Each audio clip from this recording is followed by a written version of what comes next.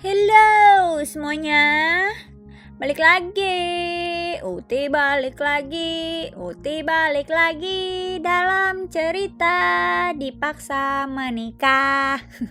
Garing ya, aduh garing banget, maaf guys. Udah gimana kalau kita langsung aja deh masuk ke ceritanya, gak usah dengerin gue nyanyi ya. Maaf nih, yuk dengerin aja deh langsung.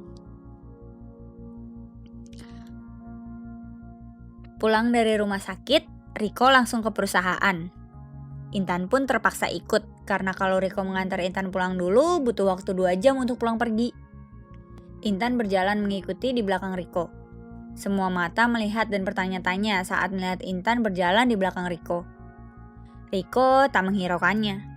Intan pun berjalan sambil menunduk, hingga sampai di dalam ruangan Riko. Setelah masuk ke ruangannya, Riko duduk di kursinya dan menyalakan laptop. Intan duduk di sofa sambil memainkan ponselnya. Tak beberapa lama, Lia, sekretaris Riko, masuk mengantarkan kopi dan camilan. Lia, tolong bikinin segelas susu ya buat Intan. Perintah Riko pada Lia. Oh iya baik pak, jawab Lia pada Riko lalu memandang Intan yang sedang duduk di sofa. 20 menit kemudian, Lia masuk lagi ke dalam ruangan Riko membawakan segelas susu untuk Intan dan menaruhnya di meja Riko. Setelah itu, ia keluar dan menutup pintu kembali. Tuh minum susunya, perintah Riko pada Intan. Antar aja deh mas, aku masih kenyang, jawab Intan. Sini, panggil Riko sambil melambaikan tangannya. Intan pun berdiri dan mendekat ke arah Riko. Riko menarik tangan Intan dan mendudukkan Intan di pangkuannya. Mas Riko mau ngapain?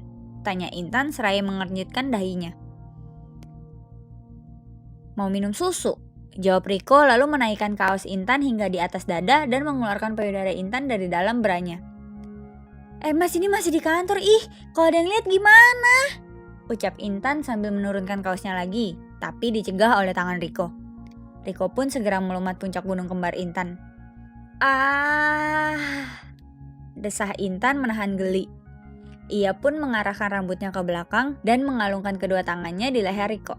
Riko tersenyum senang melihat Intan yang kooperatif. Riko melahap kedua gunung kembar Intan secara bergantian hingga ujungnya menegang. Tak beberapa lama tiba-tiba Romi masuk ke dalam ruangan Riko tanpa permisi seperti biasanya. Lalu melihat Riko sedang mengecap pucuk payudara Intan dengan mesranya. Ia pun tersenyum canggung. Ya ampun, lain kali kunci dulu pintunya bro, ucap Romi lalu keluar dan menutup pintu kembali. Riko dari tadi terlalu fokus dengan mainannya sehingga ia tidak menyadari kehadiran Romi. Ia segera mendongak dan menurunkan kembali kaos Intan. Intan sendiri juga panik dan malu ketika mendengar suara Romi. Ia segera turun dari pangkuan Riko dan membenahi pakaiannya.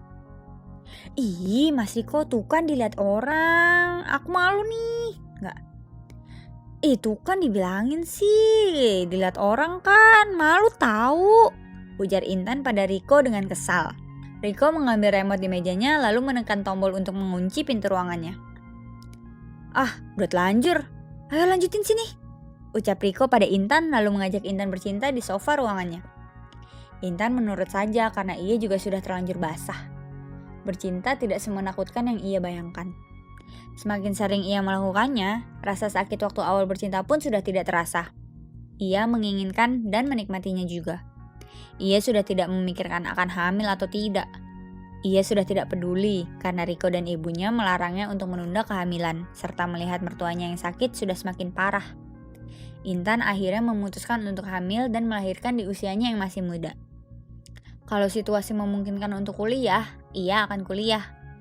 Kalaupun tidak, ia akan menunda kuliahnya hingga anaknya lahir. Ia sudah menikah, jadi ia tidak bisa memutuskan semuanya sendiri. Ia harus minta persetujuan Riko suaminya. Setelah puas, Riko segera mengajak Intan mandi bersama di kamar mandi di dalam ruangannya.